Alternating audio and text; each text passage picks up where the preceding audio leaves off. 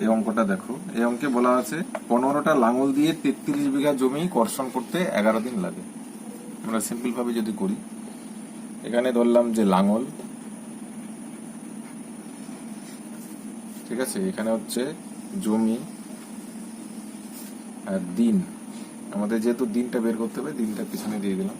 তো প্রথমটা বলছে 15টা লাঙল দিয়ে 33 বিঘা জমি চাষ করতে কতদিন লাগে? 11 দিন লাগে। ঠিক আছে, তো এবার বলছে যে 10টি লাঙল দিয়ে 22 বিঘা জমি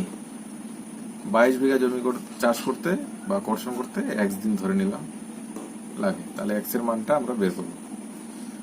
তাহলে x/11 বা 11/11 একটা লিখলেই হলো। আচ্ছা, আমরা x/11 লিখলাম। এইটা বা এটা মনে রাখতে হবে, এইভাবে লিখলাম। এইটা উপরে, তার নিচে দিলাম 11। ঠিক আছে, এটা বা এটা দিলাম। তাহলে এবার এটা বাদ দাও।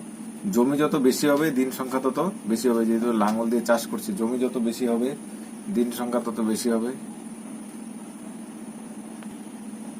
তো x/11 লিখলাম, অর্থাৎ এটা উপরে, নিচে হচ্ছে 11। এটা হয়ে গেল।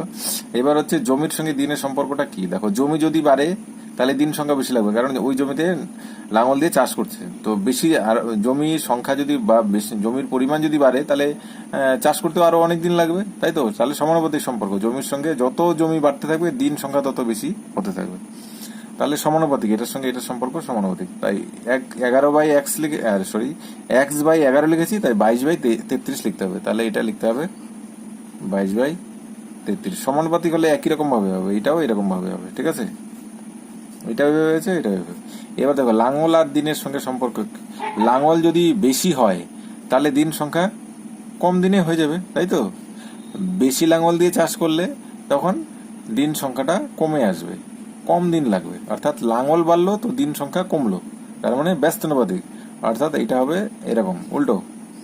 তাহলে 15/15 নিচের কথা হবে 10।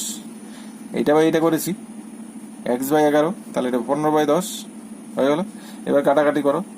কাটাকাটি করলে হচ্ছে 3×5 = 15, 3×11 = 33। এইভাবে কাটা যায়। এই পাশের কোনো সংখ্যা, এই পাশে কোনো সংখ্যা, সব গুণন আছে, এটাও কাটা যায়। 5 দিয়ে এটাকে কাটলে 5×2 = 10, 2 দিয়ে এটাকে কাটলে হচ্ছে 11, সমান সমান 1 সমান সমান কত হচ্ছে? 11 বেরোলো। 11 দিন লাগবে। এটাই কিন্তু অ্যান্সার। ঠিক আছে, সমান সমানের গুণন হিসেবে থাকলে সমান সমানের এই পাশ ওপাশেও কাটাকাটি যায়, উপরে নিচেও যাবে, প্লাস এই পাশ ওপাশেও যাবে। ঠিক আছে, তাহলে 11 দিনে হলো অ্যান্সার। আশা করি বোঝা গেল।